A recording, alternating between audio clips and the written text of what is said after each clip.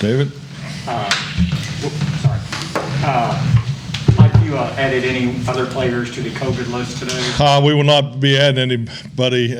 We do have one player in a retest situation, so I don't have the results yet. So right now there's nothing officially to report.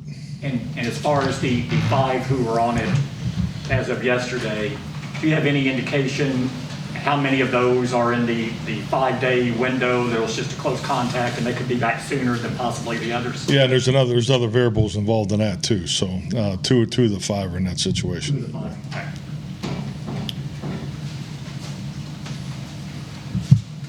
Virtual meetings continue today, or are you back in person? No, we're back in person. We just actually adjusted our meeting spaces just to make sure we have the social distancing intact. So canceled the team meeting, split up the special teams into 2 segments out on the Ford Center. Move the O-line into the team meeting room. So just make sure we have everybody spaced out properly. Is that pretty similar to what the layout was last season, or did it look? Not really.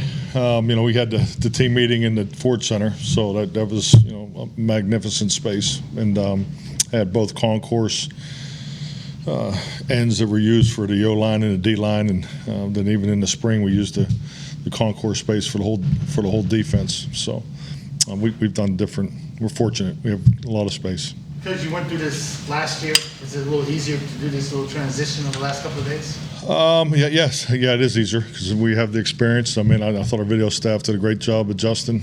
So we made a last-minute decision this morning. So yeah, it was definitely easier.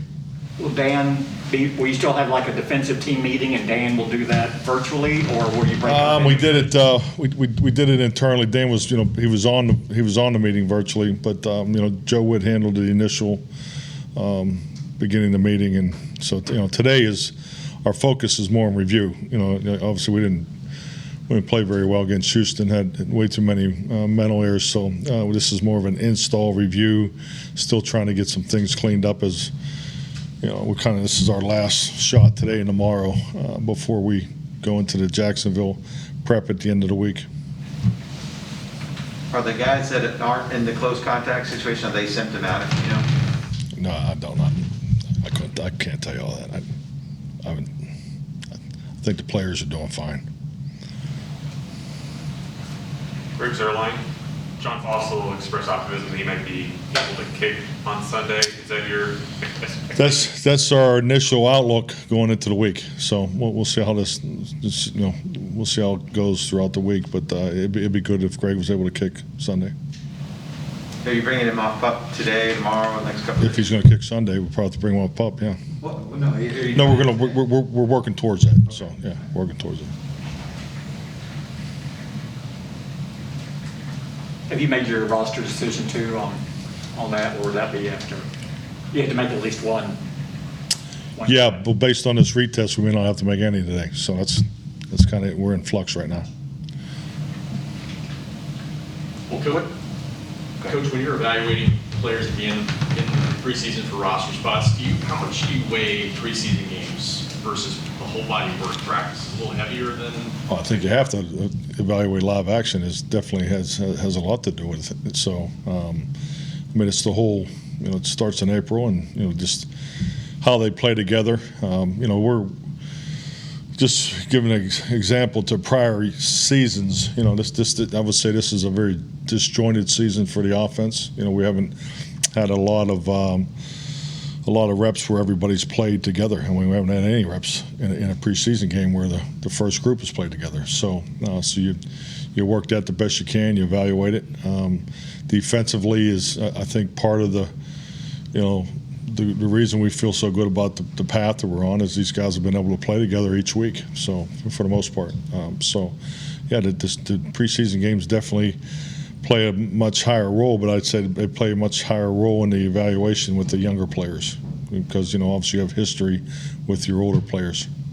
As you say, you're looking to clean up a lot, especially offensively. Mm-hmm. How do you balance the fact that, well, this isn't a true read of where we'll be offensively because we have so many key players out?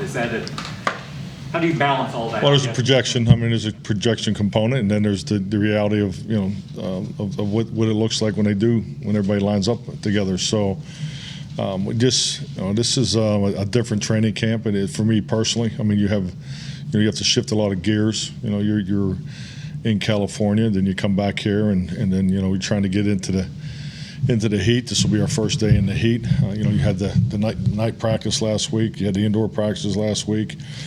So I've always tried to make sure you're able to clean up the install area, which this will be our second practice with that, and then we'll have some preliminary things that'll be slid in there for Tampa Bay. And like tomorrow, we'll work our first in-season Wednesday schedule, so everybody has a clear idea what the meetings look like, what the practice looks like. And then we'll get another rep at the Thursday practice, and then another rep at the Saturday practice at the end of the week. So, in normal years, you'd like to have one full week of just the in-season schedule, but our preseason schedule didn't really dictate that because we play Thursday, Friday, Saturday, Sunday. So I mean, it's just trying to get the team into a rhythm and a regularity. And oh yeah, by the way, we have a COVID situation the last 2 days. So I mean, we just keep working through it. We got to see a lot of how players develop, but in your decade plus of working with Joe Witt, what have you seen from his development? Joe's an accomplished football coach. So yeah, he's.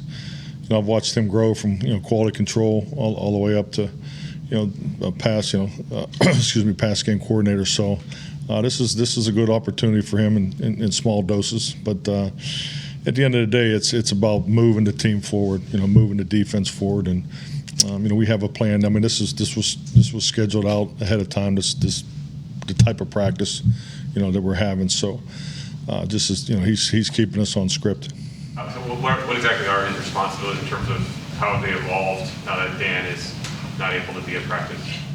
Really just keeping us on script. I mean, we haven't had to go have a job responsibility review or anything like that. I mean, it's we've had this schedule is set and just really probably the biggest adjustment for Joe and everybody has been moving the classrooms. Just make sure that the classrooms are situated the right way. Micah is someone who's gotten a lot of snaps for you in the preseason so far. He's going to have a big role for you. Would he play in this final preseason game? Who was the name? Micah Parsons. Micah Parsons. But that's a young player. You look at that as well. Would look at all the snaps. I mean, that's we spent a bunch of time, spent a long period of time yesterday in personnel meetings. So the number of snaps, I think this last preseason game is really for the younger players. This is about roster development. That's the way I've always handled the last game. This is the last chance to really find out about the guys that are competing. So, and we're talking about all 69 spots. Mike, you talked about Cooper Rush's opportunity this week. What do you most want to see from him in practice today? Well, I just want to see him, be consistent, and it's a little bit of a moving target today because they've had the meetings, but it's a review practice, so they're not really settled into a game plan, and the defense is in the same mode too. So just look for him to have a good day today. Well, apologies if you said this already. Will Dan be able to watch the practice live virtually? Do y'all have it set up like that? I'm not. If we do, I'm not aware.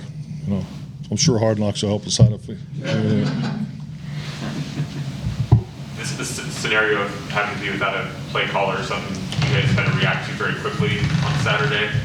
Do you have a plan already in place should regular season come? And forgive me for the hypothetical, but if, say, Kellen is unavailable, do you have protocols in place of who would do that and you prep accordingly for that situation? Well, we won't practice it. I mean, this is something that I think everybody had to establish last year. So we'll have a plan, and I think going off of this past week is a good